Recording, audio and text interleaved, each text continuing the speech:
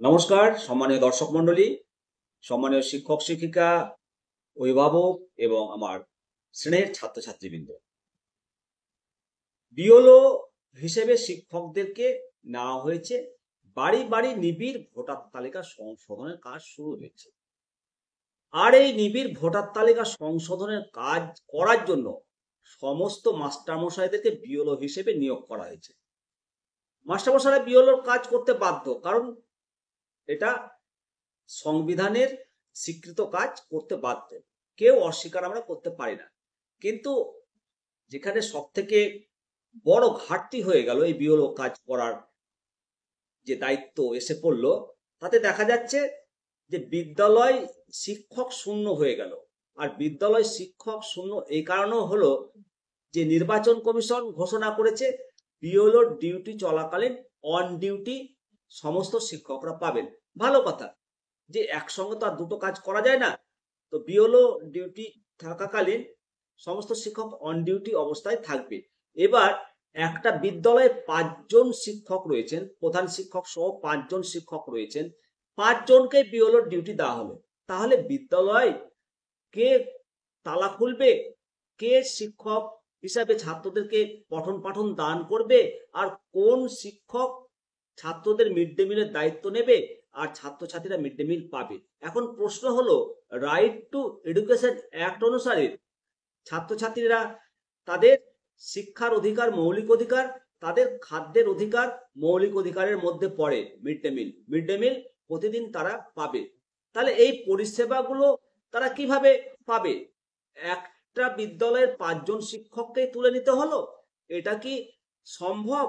শিক্ষার অধিকার আইন এইভাবে কি লঙ্ঘিত হবে? এটা তো বড়সড় প্রশ্ন উঠছে। বিশেষ করে পশ্চিমবঙ্গের প্রাথমিক বিদ্যালয়গুলোতে শিক্ষকের ঘাটতি এটা নতুন কিছু নয়। এর মধ্যে বিএলও হিসেবে দায়িত্ব দেওয়া হয়েছে, এটা একেবারে গোদের ওপর বিস্ফোরা। এই যে দৈত্য একটা চাপ প্রধান শিক্ষকদের ওপরে, বিশেষ করে প্রধান শিক্ষকদেরও বিএলও হিসেবে নিয়োগ করা হয়েছে। বারবার রিকোয়েস্ট করা সত্ত্বেও এই দায়িত্ব থেকে তারা অব্যাহতি পাননি। শিক্ষার অধিকার আইন সুরক্ষিত করতে এবার United head teachers of West Bengal primary school, এই সংগঠনটি রাজ্যের মুখ্য নির্বাচনী আধিকারিকের দ্বারস্থ হয়েছেন বাধ্য হয়ে। কেননা 5 জন শিক্ষক, প্রধান শিক্ষক সহ সবাইকে তুলে নিয়েছে, তাহলে বিদ্যালয়টি কে খুলবে? এই সংগঠনটি 30 অক্টোবর 2025 তারিখ মুখ্য নির্বাচনী আধিকারিকের অফিসে একটা স্মারকলিপি জমা দিয়েছে এই জন্য, এবং সেখানে গোটা রাজ্যের যে মানে ছাত্র শিক্ষক যে রেশিও, তার একটা উদ্বেগজনক চিত্র তারা তুলে ধরেছে।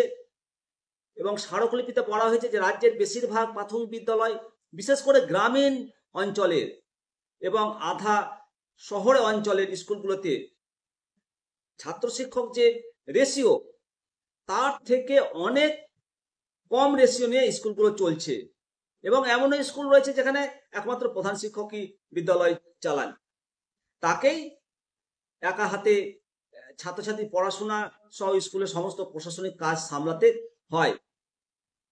তো সর্বশেষ যেটা পরিসংখ্যান ইউডাইস প্লাস তথ্য, সেই তথ্য বলছে যে 45% বেশি প্রাথমিক বিদ্যালয়ে ছাত্র শিক্ষক রেশিও 30:1। এটা শিক্ষা ব্যবস্থার একটা দুর্বল পরিকাঠামো হিসাবে গণ্য করা হয়। তো এই যে মানে এই অবস্থায় যদি প্রধান শিক্ষককে বিশেষ করে এই বিএলও ডিউটি দেওয়া হয়, তাহলে স্কুলগুলোর অবস্থা কি হবে? এই কারণে এটা ভাবতে হচ্ছে যে ডিসেম্বর মাসে তো আবার ফাইনাল পরীক্ষা, বার্ষিক পরীক্ষা। তো পরীক্ষার খাতাপত্র দেখে সেগুলোর উত্তর মূল্যায়ন করে সেগুলোকে তো আবার অনলাইনে আপলোড করতে হবে। এমনিতে তো মানে 4 জনের কাজ, 5 জনের কাজ প্রধান শিক্ষককে একাই করতে হয়। তার উপরে অফিসের যাবতীয় প্রশাসনিক কাজ সমস্ত কিছু প্রধান শিক্ষককে সামলাতে হয়। মিড ডে মিলের রিপোর্টিং, স্কুলের সার্বিক পরিকাঠামোর রক্ষণাবেক্ষণ, ডেটা এন্ট্রির কাজ, সমস্ত কিছু বিশাল কর্মযজ্ঞ করার পর প্রধান শিক্ষককে আবার বিএলওর অতিরিক্ত দায়িত্ব চাপিয়ে দেওয়া হয়েছে ভোটার তালিকা যাচাই করার জন্য, বাড়ি বাড়ি সমীক্ষা করার জন্য এবং এনুমারেশন ফর্ম বিতরণ করার কাজগুলো, এগুলো প্রধান শিক্ষকের ঘাড়ে গিয়ে পড়েছে। এই কাজগুলো করতে গিয়ে প্রধান শিক্ষকরা মাসে গড়ে তারা তো ইচ্ছা করলেও স্কুলে যেতে পারবে না, কারণ এটা তো আবার অন ডিউটি হিসেবে ঘোষণা করা হয়েছে। তাহলে অন ডিউটি হিসেবে ঘোষণা করা হলে স্কুল ডিউটিতে কি তারা সাইন করতে পারবেন? কিভাবে স্কুলের পরিষেবা তারা চালাবেন?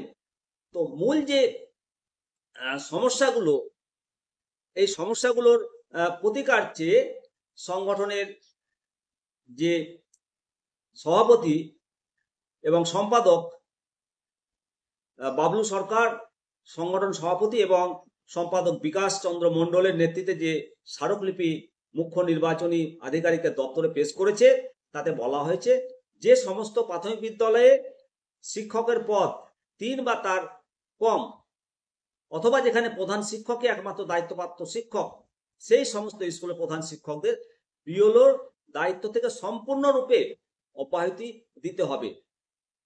এটা অবশ্যই দেওয়া দরকার। প্রধান শিক্ষকদেরকে বিএলওর দায়িত্ব থেকে অব্যাহত দেওয়ার ব্যাপারটা, এটা নির্বাচন কমিশনকে অবশ্যই এটা বোঝা উচিত যে অফিসটা, স্কুলের অফিস, এটা কে চালাবে? এটা কিভাবে সম্ভব? প্রধান শিক্ষককে বিএলও হিসাবে তুলে নিচ্ছে। এটা অবিলম্বে একটা নির্দেশ রূপে এটা একটা সার্কুলার যাতে দেয় ডিএম বা ডিইও, এরকম একটা সার্কুলার দেওয়া প্রয়োজন যে প্রধান শিক্ষকদের এই কাজ থেকে অব্যাহতি দেওয়া হলো। বিশেষত ছাত্রছাত্রীদের ভবিষ্যতের কথা মাথায় রেখে মুখ্য নির্বাচনী আধিকারিকের যে কাছে যে স্মারকলিপি জমা দেওয়া হয়েছে, এটা বিবেচনা করা উচিত। কারণ শিক্ষার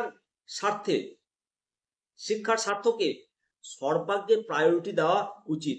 রাইট টু এডুকেশন অ্যাক্ট যেখানে ছাত্র ছাত্রীদের সুরক্ষা কথা বলে, ছাত্রছাত্রীদের পাঠদান নিশ্চিত করার কথা বলে, ছাত্রছাত্রীদের মিড ডে মিল পরিষেবার কথা বলে, তাহলে সমস্ত শিক্ষককে যদি তুলে নেওয়া হয়, তাহলে বিদ্যালয়টা কি তালা ঝুলবে?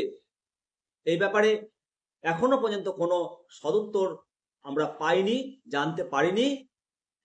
আশা করি এই ব্যাপারটায় অনুধাবন করে প্রয়োজনীয় পদক্ষেপ নেবে মুখ্য নির্বাচনী আধিকারিকের দপ্তর এবং শিক্ষা দপ্তর। এই ব্যাপারটা বোঝার চেষ্টা করবেন। অবশ্যই আপনাদের মতামত জানাবেন। ভালো থাকবেন। পরবর্তী আপডেট আবার নিয়ে আপনাদের সামনে আমি আসবো। শিবরাম সরকার। জয় হিন্দ, জয় ভারত।